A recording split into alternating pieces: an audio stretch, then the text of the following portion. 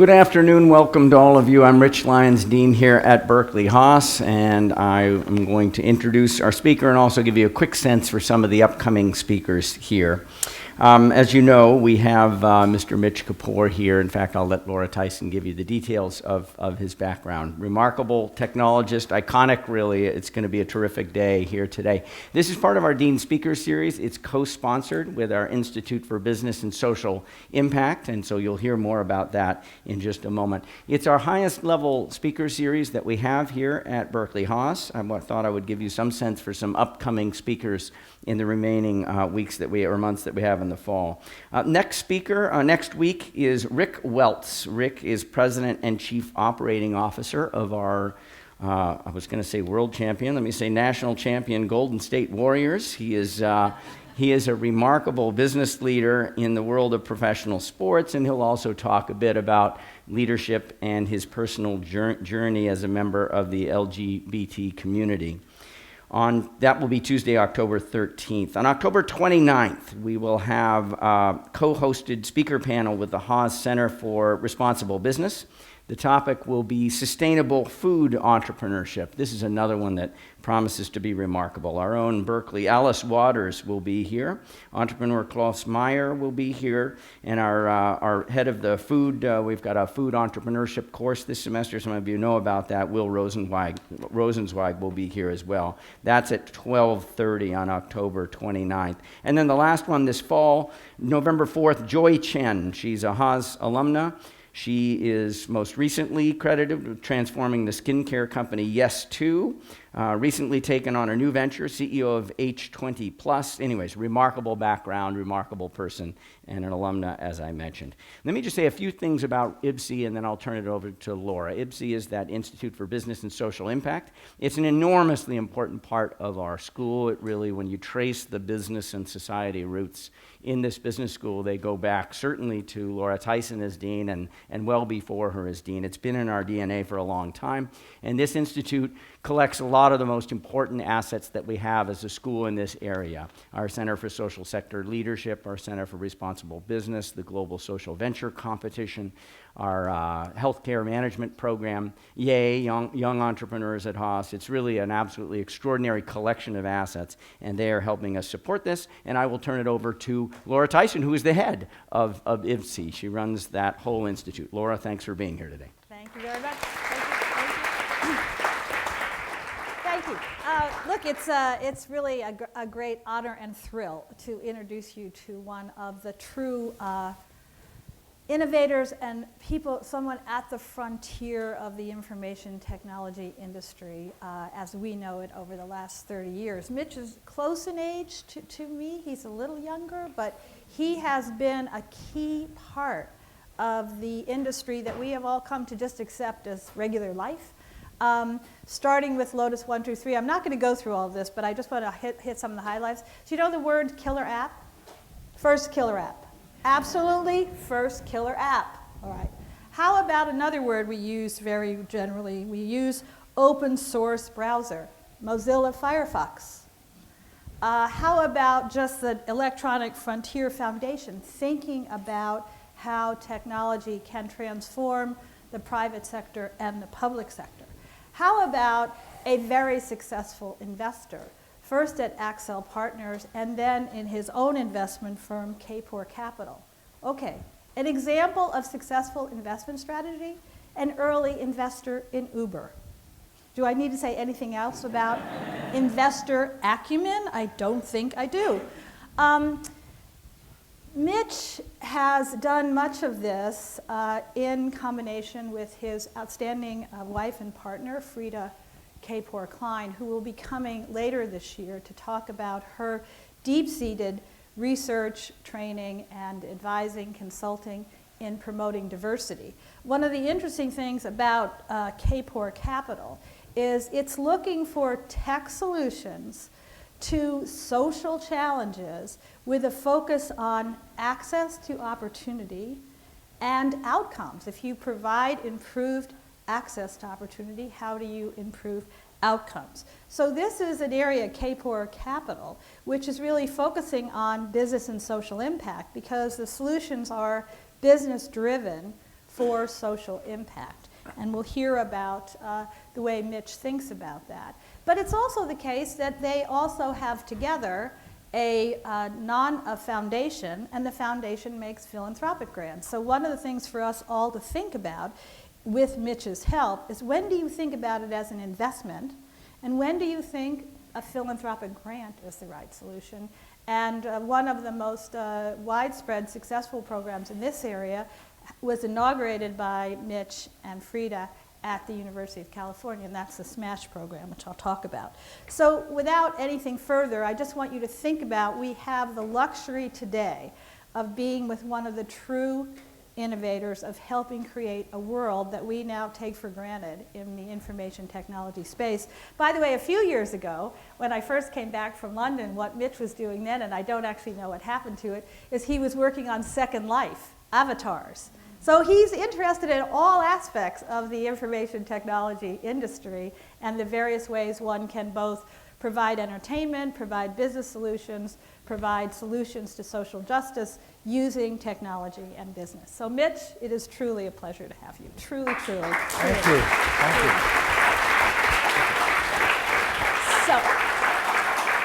So I told Mitch that I would start off with this question to him about how he thinks about his decision-making process in terms of, when is a social challenge like access to education or access to loans for payday lending, for example, when is that a business solution where you think you can get financial returns and social returns? And when would you say, nah, not business, this is more philanthropy? So first of all, let me say thank you very much for having me. It's a pleasure to be here today. Honored to have you. And we look at, if somebody has a project, things like, well, what is its potential for sustainability, and where will that sustainability come from? Is there an earned revenue model? And then if there is, how scalable is it? Because after all of these undertakings require some amount of capital. It might be very small, it could be very large. And one of the questions we ask is, well, how much capital is this likely to take in order to get to a point of being self-sustaining? And then what kind of return is that capital going to require? And so if we can make the case that there are venture scale returns to be had from a business that is going to solve a social problem, going to reduce some gap of access or opportunity, then it's a potential investment. And at the other extreme, education programs for elementary, middle, high school that might be STEM access or access to computing, I mean, I think it's pretty well understood that there is not an earned income model for those programs, that the sort of for-profit charter schools, for instance, have been a terrible disaster and a social blight. So we know when we see one of those things coming in the door that it's going to need to have philanthropic support. And then there are a large number of things that are in the middle, and we try to help, when we can, entrepreneurs sort out what they have. And you do seed funding, so that's where you are in the process of providing capital, is that right? Yes, at Kapor Capital, we've now worked long and hard to try to refine our investment criteria, and they're up on the website to provide guidance, because there are lots of would-be entrepreneurs. And so we focus on information technology, seed stage, which these days means you already have something that's up and running and works, and you may have raised friends and family or gotten some kind of non-dilutive equity or just used your savings. So we don't fund anything that's just on paper or in design. But typically we see things as they are just beginning to roll out. And our job, and we are believers in what has been codified in lean startup, is to help companies figure out if they really have a business. If they have a business. So that, are they creating an actual product of real value to actual users or customers, and what is the evidence that people will pay money for that? And if they succeed in those things, in normal markets, they can raise Series A financing, which we help them do, and so they graduate from us. We're like the primary school. Your middle school. Middle school.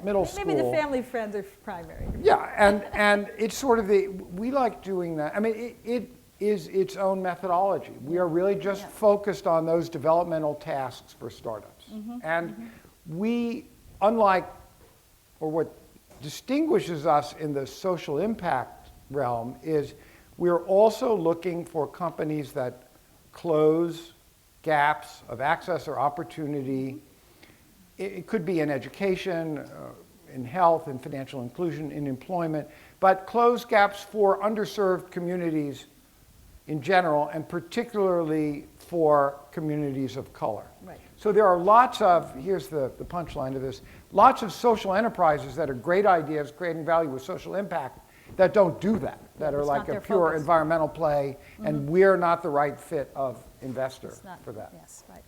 So talk a little bit about some of, they have the list of investments on the website, and I encourage all of you to look at them, but some of them that are really interesting, Lend Up. Talk a little bit about Lend Up. And also we have one whose name I cannot pronounce. Oh, but that's a problem. it's the incarceration. Pigeonly. Pigeonly. Well, I looked at it, it sounded like it was Pigeonly, but Right. I didn't know Sure, why. sure. So why don't you talk a little bit about Lend Up and Pigeonly Right. and how it...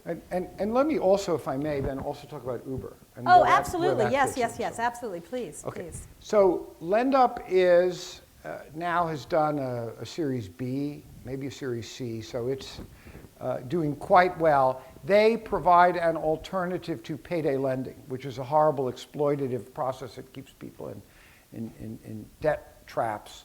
And they do this with a mobile solution that has a couple of novel features. One is as you repay a loan, if you get a next loan, it's at a lower interest rate. They report your repayments to the credit bureaus, which nobody else does, which means that you have the opportunity to actually graduate from it and get back into the mainstream system. Very cool. So our third partner at Kapor Capital is Ben Jealous, the former CEO of the NAACP, whom Frida knew for 10 years before. We had a long-standing relationship. And they had been working on this payday lending issue several years ago through trying to get policy changed and state regulation. And it was a terrible pitched battle with very little success. And we were social friends and talking, and he said, you know, I think you've made more progress on this in 2 years with LendUp than we have in the last 10. That's actually what got him interested in becoming a partner at Kapor Capital. So in some cases, there are market solutions that can address specific social problems in ways that are the most effective and efficient. Certainly not always. Pigeonly is another example of, they provide low-cost phone calls to prisoners. That being able to talk to your friends and family over the phone is the only way people who are incarcerated can stay in touch and maintain ties to the community, and it's absolutely correlated with successful reentry.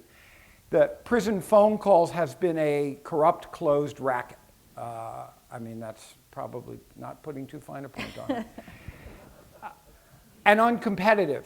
And Frederick Hudson, who's the entrepreneur, went through Y Combinator after we invested, and was a kid from one of those zip codes where nobody goes to Harvard or Haas.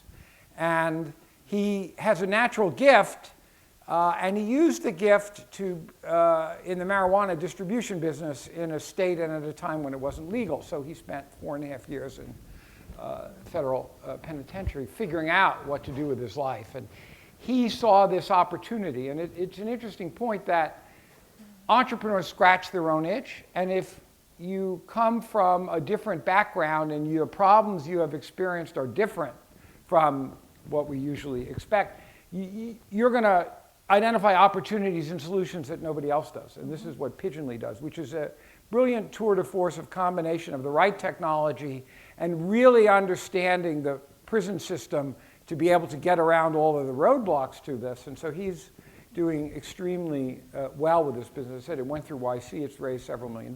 It's it's growing at that kind of 20-30% compound a month that you like to see. And if the YC Demo Day video is online, you should see his pitch because it's quite good. Uber. So we did the Uber investment in 2009 or 10 at the very beginning while we were still evolving our current philosophy. Right. So we weren't thinking in terms of explicitly gap closing impact at that point. But it was clear there was going to be, clear to me anyway, a big opportunity there. And so we went in and that was at a $4 million valuation. So you can do the math on how those numbers pencil out, given it's $51 billion today. Right. We have learned a great deal through our affiliation with Uber about these on-demand marketplaces, to the point where we have now refined our investment criteria, and we have, for instance, we went into a company called Honor that some of you may have heard of.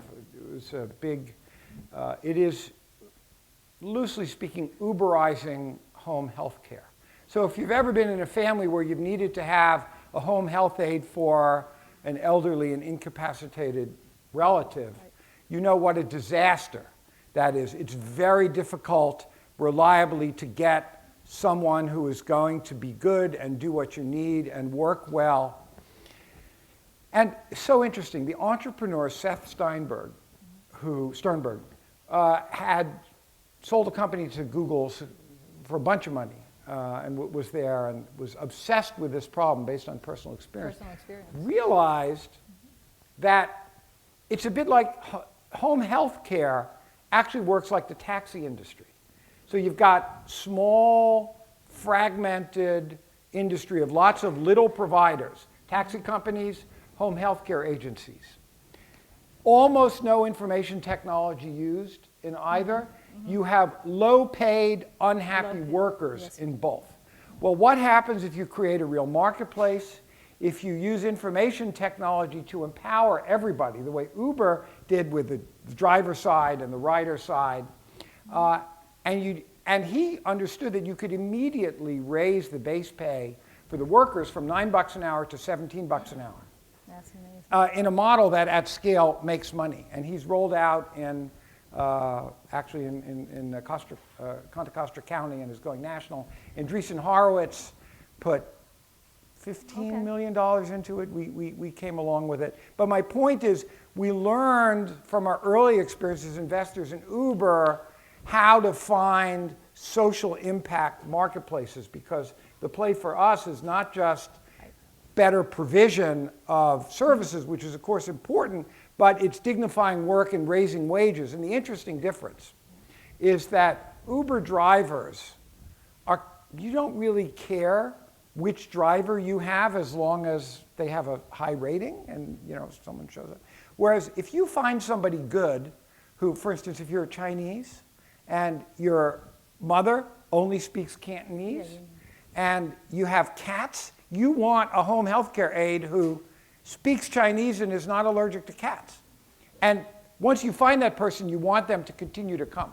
Yeah. And so the honor system, unlike Uber is quite different, tends to form long-lasting relationships with the providers. And so we're seeing evolution in the on-demand economy. Not all marketplaces are created the same because the nature of the work and the relationships and all of that is quite different. And I think people don't fully understand that yet. That's fantastic. Thank you. Thank you for that. Sorry for the long answer. Thank you for that for two reasons. One is I just came from a very ill father in a hospital bed and a very fragile mother in a nursing home. And this kind of thing you're talking about is absolutely, so you say, it's a huge social problem. And it will only get more and more because we know people estimating, for example, the amount of elder care related to Alzheimer's and dementia. This is going to be a huge marketplace. And so. Right, and if you have ratings and the whole mechanisms that have been developed for this to ensure quality and reliability and convenience and trust is being brought a sector. So I can still get excited about it. So Mitch, could I ask you, Yeah. you talked about the difference between Uber, and this is called Honor? Honor. I'm going to try to get that to Southern Florida as fast as I possibly can, okay? Just so you know, that's my mission now. For Uber, you talked about the quality of the jobs and the wages, and of course this is a huge amount of controversy right now in the US, and maybe we really probably don't know the answer yet about the effect of Uberification on workers' wages and benefits. Are you at all involved in thinking about that? What are your... Very much. So I would say Uber is a terrible first job and a great second job. It is a great second job for people because of the convenience of setting your own hours and the autonomy. Cannot tell you how many drivers go to school and get a degree or do childcare. But as a first and principal job, arguably, there's a whole set of issues with it. So we're in the middle of this enormous economic change. And I'd say two things. One is Frida has been to Uber and given a talk on hidden bias in the workplace and their hiring and has an engagement there. We are engaged with them in discussions about Oakland because they just bought a 400,000 square foot building 2 blocks from our offices in Oakland. And when we moved there 4 years ago, and I said Oakland is the next big tech scene, as usual, people thought I had grown a second head. And so I had my I told you so moment last week. So we're very engaged with them. And let me tell you what I think the biggest issue is going to be, which is self-driving cars. Yes. I genuinely believe that within a generation, the bulk of transportation is going to be done by autonomous vehicles. And if you want to drive your own car and are willing to pay 5 or 10x the amount in insurance, you'll still be able to do that. All these jobs for drivers will disappear. And that's a problem in a time span much longer than what business usually thinks about. What you said, a generation, what do you mean by that? 20 years. 20 years. So you're doing 20 years. Okay, 20 years. But I know from talking to Travis Kalanick, the CEO, he is concerned with this because he sees it coming too. And I have a suggestion which we're going to take to the company to see if it goes anywhere. We are investors in more than one coding school that are things that sort of take people without a tech background and move them into IT. It's a hot sector, ton of companies. A lot of them aren't very good. We think we are in the good ones,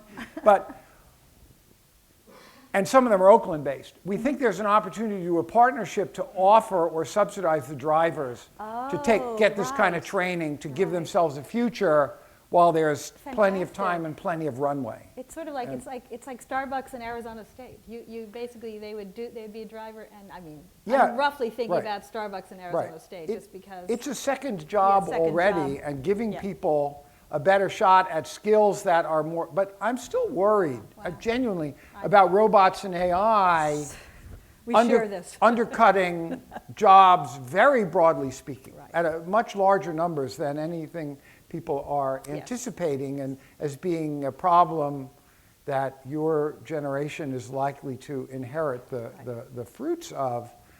And for right now, I think the important thing is to get that teed up so we can have some serious discussion about it, engage economists.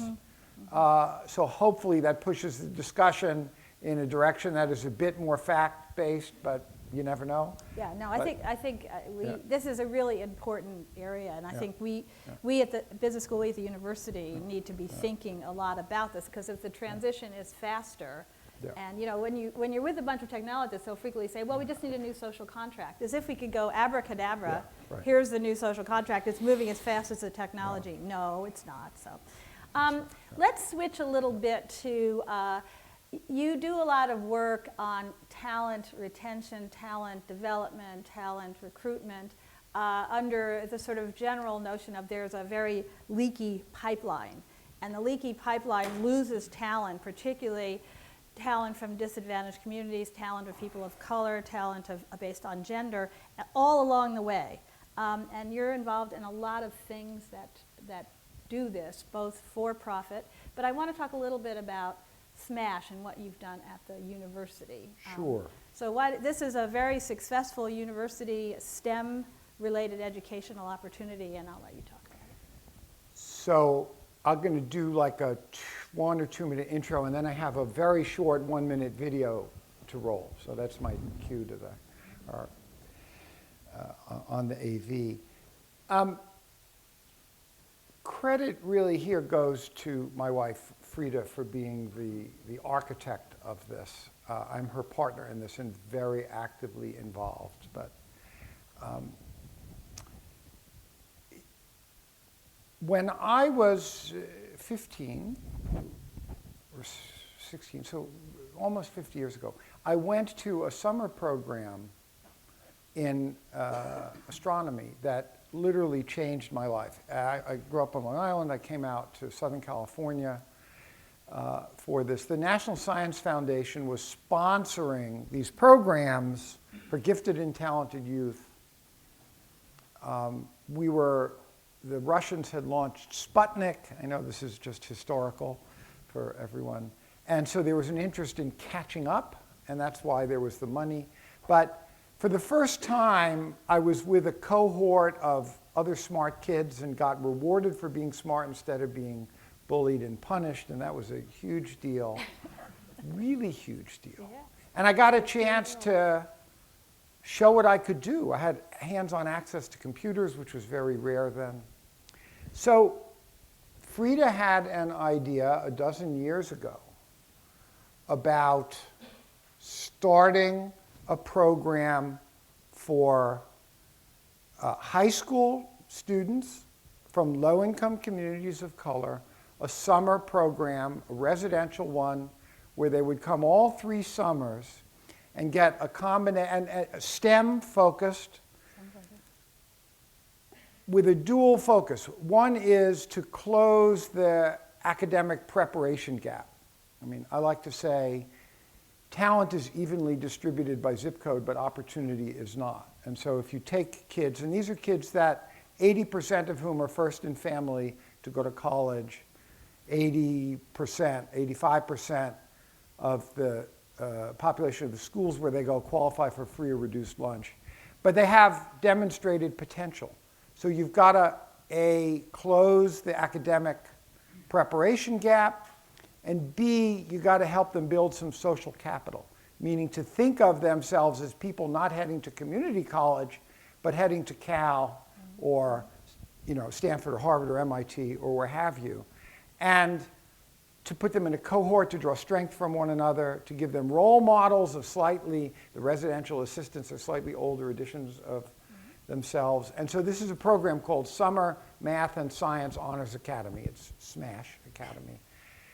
Now been running for 12 years. At Berkeley, a few years ago, we started expanding, so we're at UCLA, Stanford, UC Davis, and now it looks like we're heading to Morehouse next year and national expansion. And to just give you a little bit of a taste of why something like this is so important, I have an excerpt from a video of it's a minute and a half of just a few of the kids talking about the program and what it's meant. So could we roll that? SMASH inspires me in many ways. One way would have to be that it honestly has encouraged me and inspired me to pursue a PhD one day in CS here at UC Berkeley. SMASH has actually been a big part of my future and how I've planned on going forward. At first, I was just thinking of working at my family restaurant for the rest of my life, and SMASH has opened my eyes to the world of opportunities and wonders. I remember taking biology and just knowing and loving learning about the human body and how the food chain works and everything, and from that my passion for medical and health sciences have expanded, and that's where I am today as a pre-med student. I want to be an engineer, or I either want to be a teacher. I would do one of those things, both because of SMASH, just engineering. They really exposed me to the STEM world and exposed me what I could do as a civil engineer. I could work and I could teach and I could kind of influence people to also become civil engineers and kind of give back to the Oakland community. And I want to teach because of the people that taught me in SMASH. I mean, they really showed me the value and how great it is to give back. It's fantastic. That's really wonderful. So we now have 23 graduates of this program of SMASH are currently undergraduates at UC Berkeley. And the other week, the chancellor and provost held a reception at the chancellor's house for all of them. Most of them are computer science or engineering majors and some life sciences. So I couldn't be prouder of them. This is my highest return on investment activity, Uber notwithstanding. And Because it's got social return. well, It's because great. It's great. it moves you Yeah. that everybody should have an opportunity to do what they can do. And we have a society where that is just not the case. And there are obstacles and barriers, and the playing field is not level. And what gives my life meaning, what I think is important, is to get some of those obstacles out of the way, because those kids still have to do all the work. Yeah. And so, and that's philanthropy. We don't know that there's a way to, it's not a business.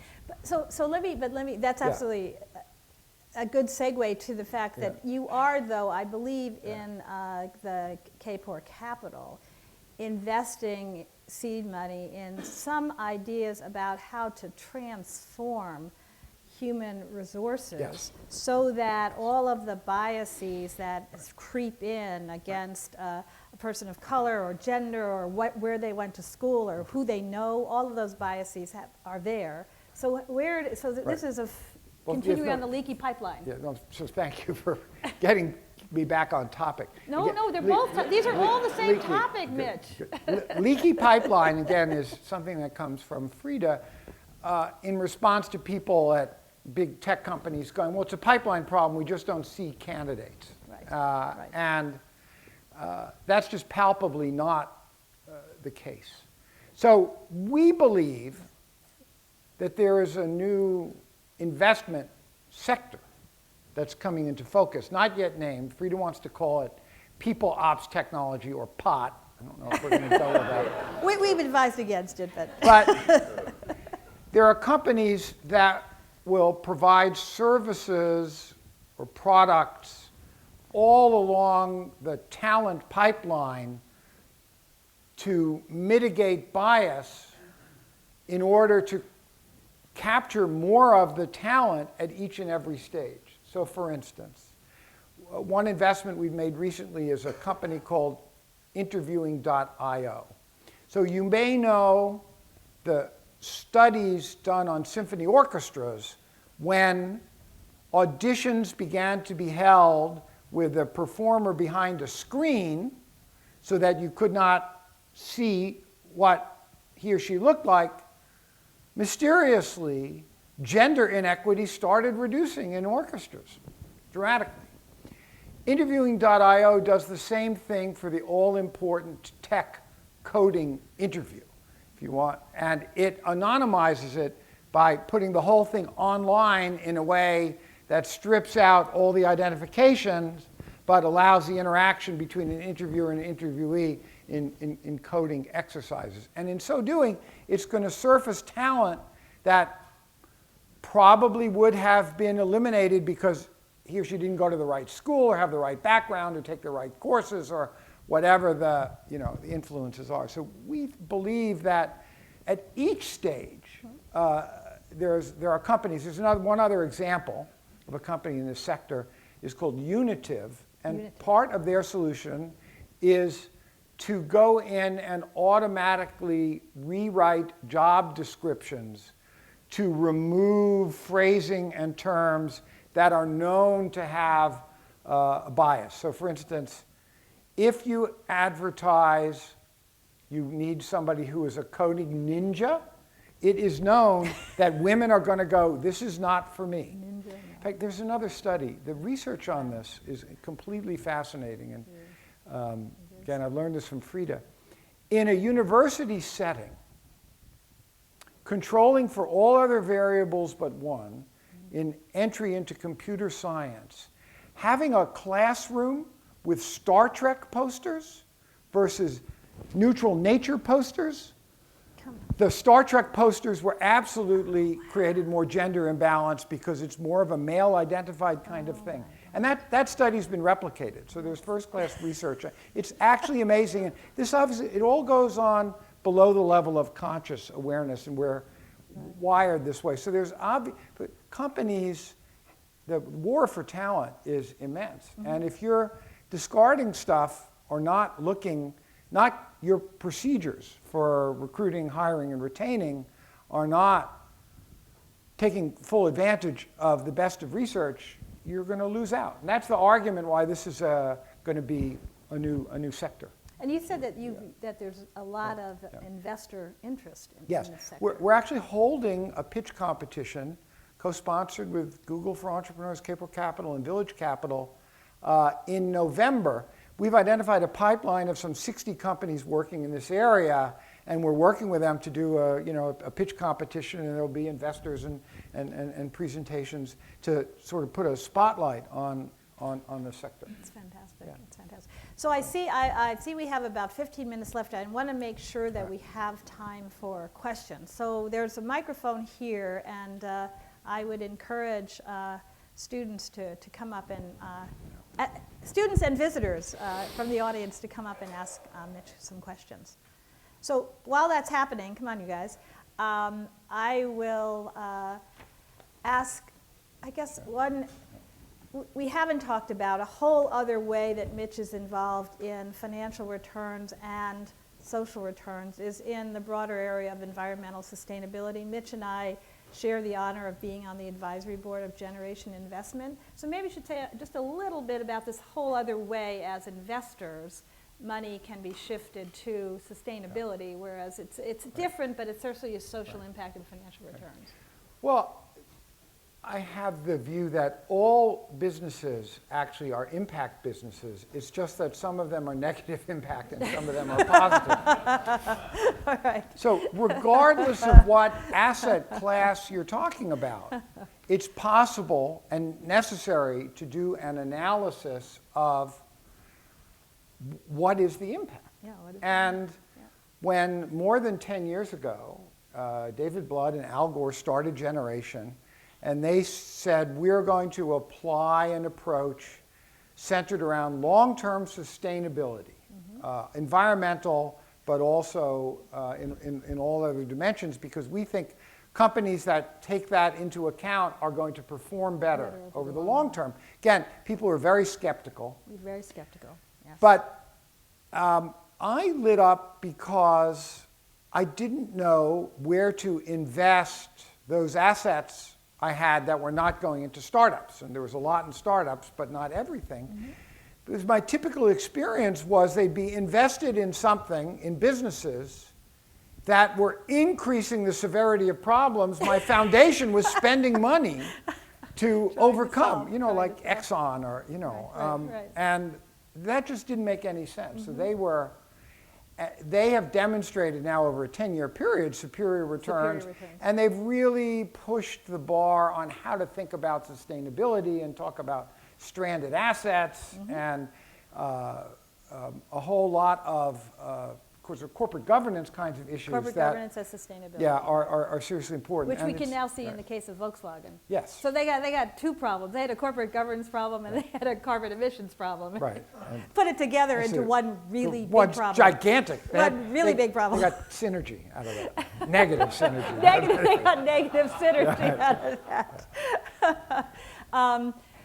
One thing that's, it's certainly the case that 10 years ago, when you were the investor, and that's why I say, just listen to Mitch. He's made the calls over and over again when people thought he had a second head, and this was certainly one of them, right? So Generation has been, now it's something like, I think assets under management in the sustainability part of the publicly traded equities market is basically, it's about 11%, 12% of total. In some markets, it's more than that. It's a very rapidly growing asset class because now lots of investors see the evidence, or lots of investors care about the positive impact. So again, a frontier perspective. I only do one thing, which is to see around corners, but I'm pretty good at it. And I stick to my knitting. All right, first question. Mic check. Yes. My name is Alex Polanski. Mitch, pleasure to make your acquaintance. I'm a part-time MBA student here at Haas. I have two questions, if you don't mind. First one is easy. When you invested in Uber, when they were so early stage, 4 million valuation, what is it that you saw there? What was that social impact?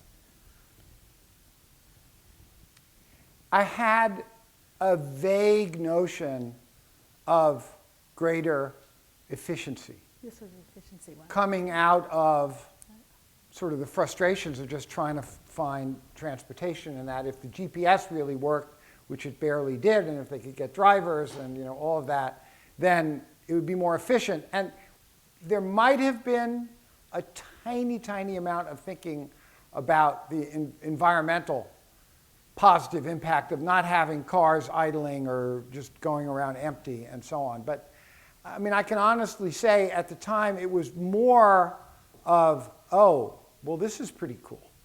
And Because remember, I said he did the first killer app. He also recognizes killer apps. So this was, and you said this was early on in Kapor Capital. Yeah, I actually want to tell the story for the MBAs of how stuff really happens. Okay, yeah, well, that's important. That's all the time we have. No, of how I wound up investing in Uber.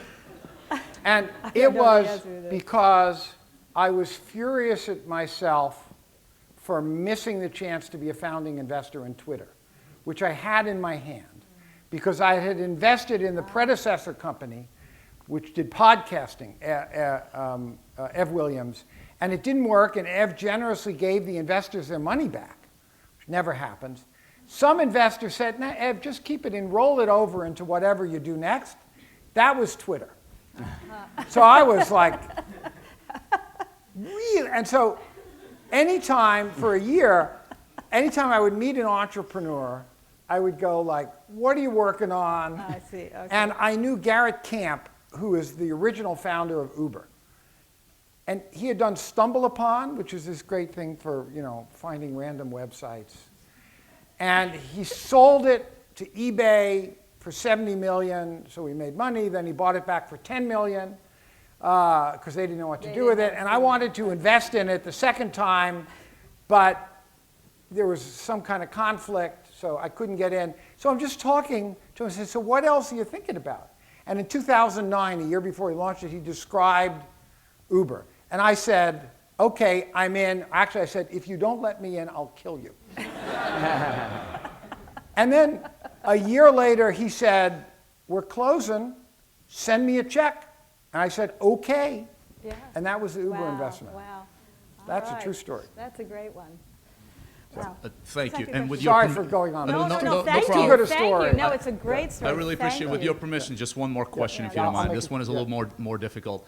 I'm a co-founder of Inventi. It's an innovation management platform here at Haas, and we're trying to level the playing field. Yeah. And by that I mean, right now the innovation essentially lives in the hands of what we call the 1%. The IBM, Google, they have tons of money to spend on it. They have no shortage of companies trying to balance their portfolios and IP management.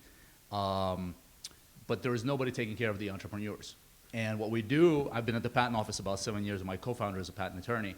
So we have an idea about presenting, data mining the patents, and Yeah. presenting that information in a very visually impactful way. Yeah. And my question to you is, how would I be able to get your audience to actually make a proper pitch? It's actually not a difficult question. And I'll give a very straightforward answer. We get approached like other VCs thousands of times a year. So do not, if you send an email saying, when are you free for a cup of coffee?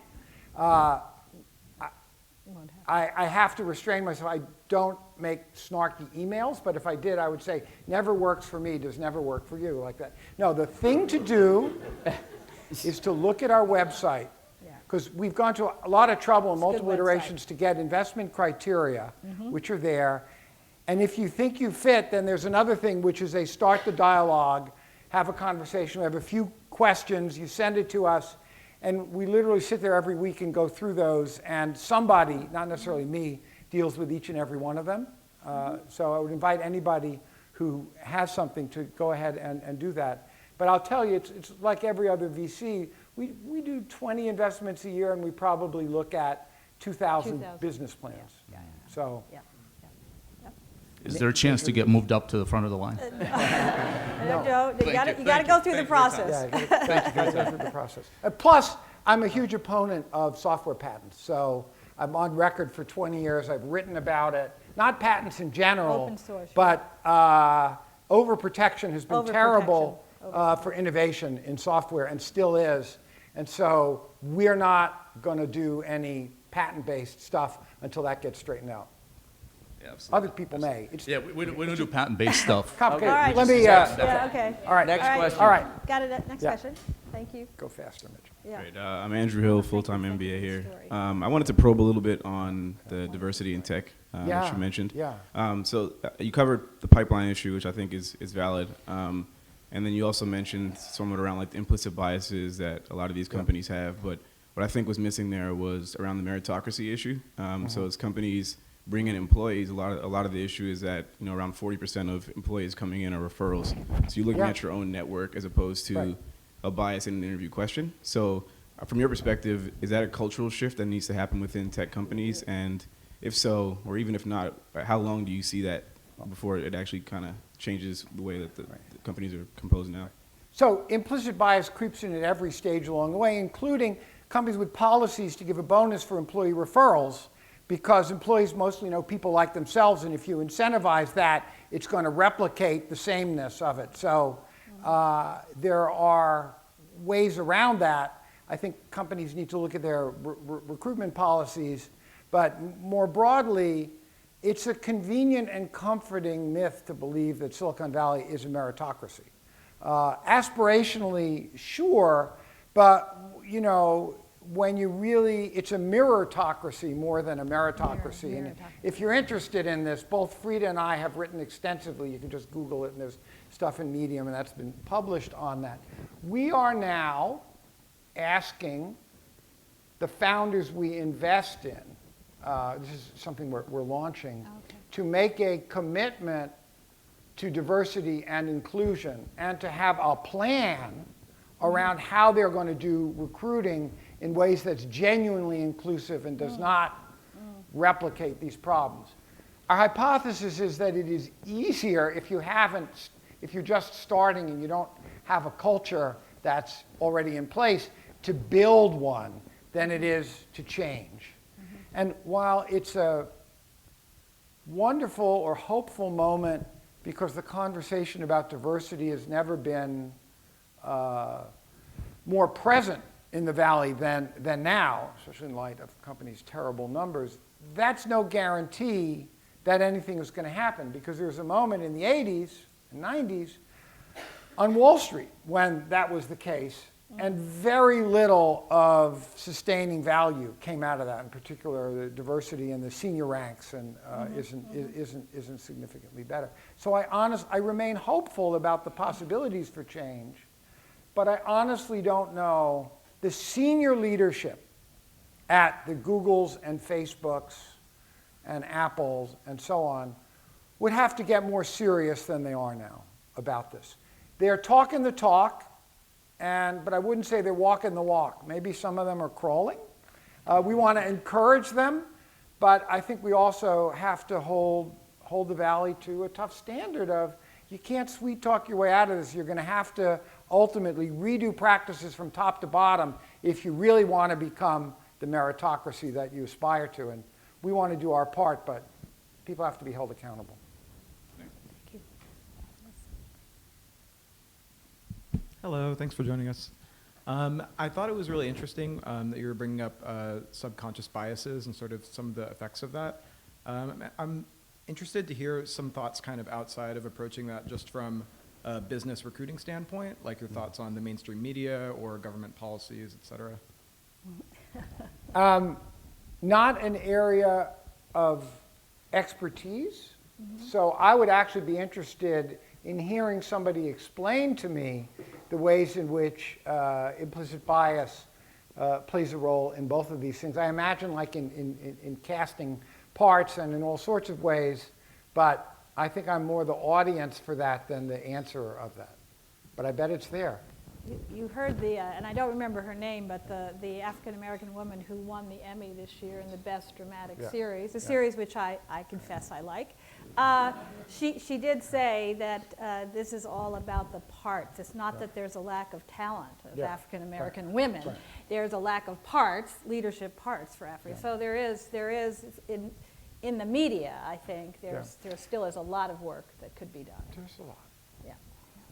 Yes. Hi, Mitch. Thanks for coming in today. I've got 2 comments and 1 question. The first comment is thank you so much for all the work that you've done with the Electronic Frontier Foundation and Mozilla Foundation. My second comment is just I want to implore you to investigate bringing SMASH to like a Big Ten school. Some of these universities have more minority students than the HBCUs combined, and so I would encourage you to investigate those. And my question is, I'm a student in Terry Opendike's VC class, and I'd just like to know a little bit more about your relationship with your LPs and how they fit into your scheme with such a unique fund. Yeah, Great. that's a good The great thing about our LPs is we don't have any. So well, that's what we'd like to do. I should say it's a very conscious choice. Yes. We're fortunate in having sufficient capital that we're investing our own. Every VC that I know loses sleep over their LPs, the ones that are going great with great relationships and, you know, and all of the other ones. And so we've just avoided doing that because we didn't have to, and it introduces a level of complexity. It's the same kind of control-oriented thing you see with Larry and Sergey at Alphabet, and entrepreneurs like to be able to do what they want to do without being subject unnecessarily to constraint. I should say something about Terry Opendike, though, because if I hadn't quit, he would have fired me. He was my boss at a company called Personal Software that I worked at. They were the publisher of VisiCalc, which was the original spreadsheet. Sure. And this is pre-Lotus. I was living here in the Bay Area briefly in 1980, and he was brought in from Intel as the professional management at Personal Software to take and run that empire, and he didn't think I was worth much. This is this is where I got my reinforcement of people would just wish I would go away. They didn't take me seriously. They wouldn't give me a chance. If you want to know why I have so much fire about SMASH, part of it's Terry Opendike. I don't harbor any ill will, but it was a difficult and formative, it was a long time ago, formative encounter that caused me to double down on, okay, I need to find a way to do this my own way. I can't get people to take me seriously. So it's worked out fine. And I'd have a beer with Terry, any day. So, but since you mentioned. This is probably the last question. Go ahead. Hi, Mitch. My name is Torso. I'm part of the part-time MBA program. I really admire the work that you're doing on the social impact and try to create an equal level of playing field. When I think about that whole process, it seems to me that many of these companies are for-profit driven, and they will make the decisions on an economic front. And is it hard to them to change their mind in terms of their talent practice if they see a model that actually works for them? Like they have a business model, we're making profits, we're generating billions, why should we change what we're doing? So this is why the investment decision as a VC is so crucial, because you're actually making a character judgment. When we do this, we're saying, is this founder or are these founders genuinely committed to social impact in ways that when push comes to shove, they're not going to throw that baby out with the bathwater in favor of the economics. And sometimes we've gotten that wrong, but in general, why we spend a lot of time agonizing this up front is precisely because of the scenario that you get into a lot of economic pressure and you sacrifice other stuff, and we would be horribly unsuccessful and we would feel bad if companies succeeded financially but had negative impact. And it is challenging. We didn't exactly talk about metrics. but people ask talk a about little bit metrics and that. how do you measure social impact. And seed stage investing is much more about stories and narratives and character and judgment that's overlaid on top of facts and circumstances. It's much more about that than numbers.